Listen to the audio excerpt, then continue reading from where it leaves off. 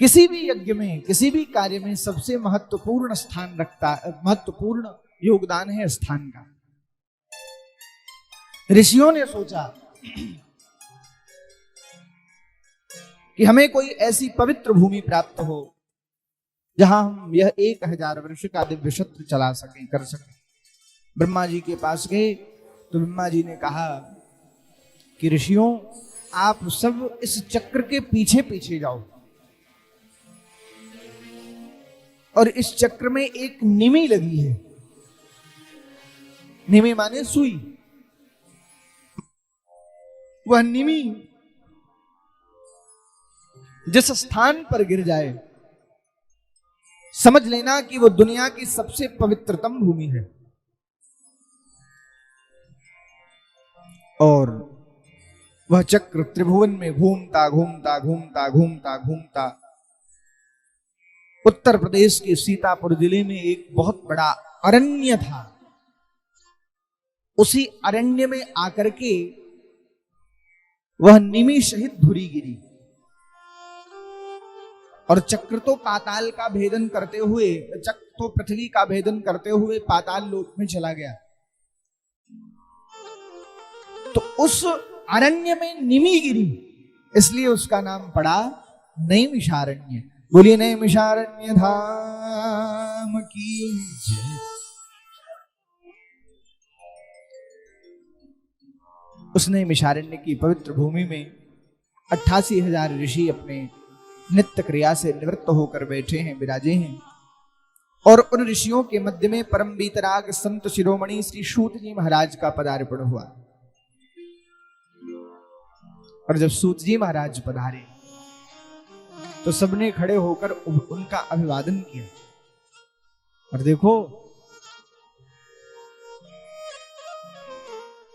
मैं एक बात कथाओं में निवेदन करता हूं कि आपके घर पे कोई आवे या आपके पास कोई आवे तो आप बाद में उसको स्वर्ण की शैया पर लिटाओ या उसे भूमि पर लिटाओ, वो महत्वपूर्ण नहीं है, लेकिन उसके आते ही आपने उसका अभिवादन कैसे किया, ये बड़ा महत्वपूर्ण है।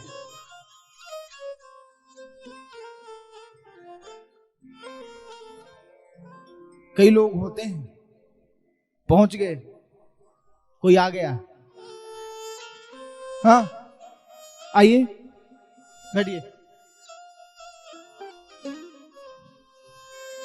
क्या काम है, अच्छा ठीक है बैठिए, बुलाते हैं। होते हैं लोग। और कई लोग होते हैं, जी अरे बड़ी कृपा, आप बैठिए, विराजिए, जल पीजिए, हम बुलाते हैं। तो भाव है अभिवादन, आतिथ्य का महत्वपूर्ण, आतिथ्य का महत्वपूर्ण अंग है। जैसे ही सूत जी महाराज पधारे, सभी ऋषियों ने खड़े होकर उनका अभिवादन किया और अभिवादन करके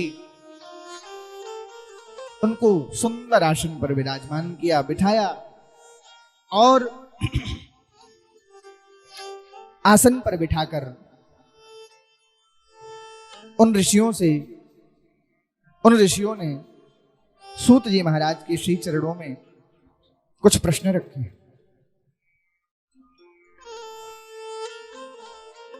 और प्रश्न क्या है कि इह घोरे कलौ प्रायो जीवश्चा सुरतांगतः। प्रश्न है कि हे महात्मन, इस कलयुग में, इस कलिकाल में प्रायः प्रत्येक जीव असुरता को प्राप्त हो गया है। असुरता क्या है? वो जो टीवी में हमने राक्षस देखे हैं वो राक्षस वही राक्षस हैं, ये कोई जरूरी नहीं है। तो राक्षस कौन है? बोले कन्या विक्रयणो लोभा दंपती नाम चकलकनम।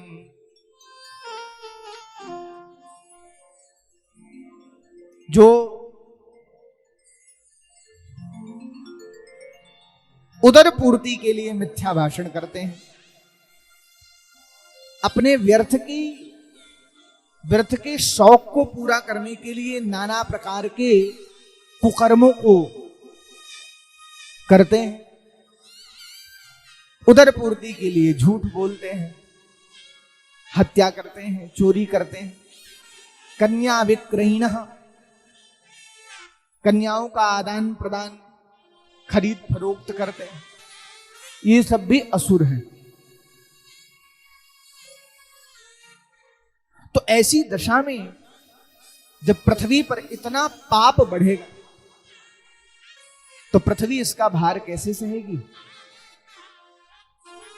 और हे ऋषि श्रेष्ठ, मैं तो यह जानना चाहता हूं कि भगवान कैसे मिलेंगे। हम जानना चाहते हैं कि ठाकुर जी की प्राप्ति कैसे होगी, क्योंकि ये मानव का शरीर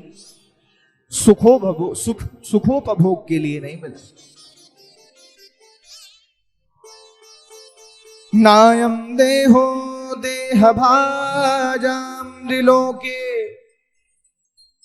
कष्टान कामान अर्हते पिडभुजां। ये मानव का शरीर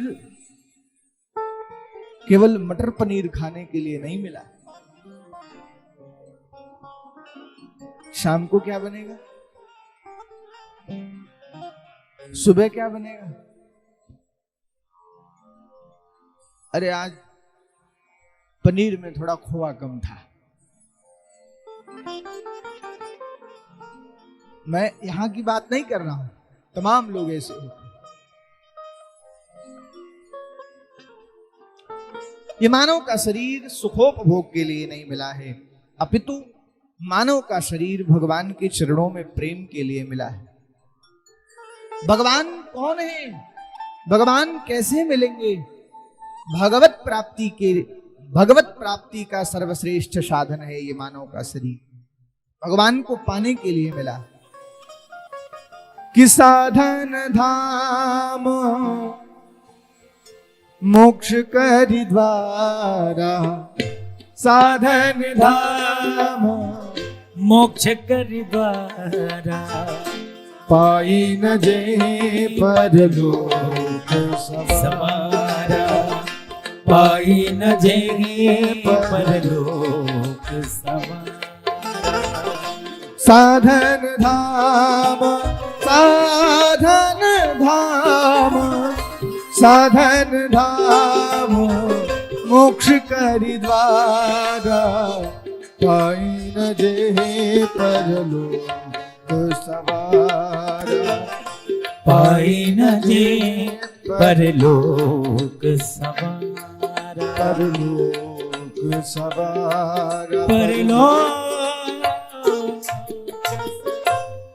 साधन धाम मोक्ष करि द्वारा और पाई न जेहि परलोक समारा।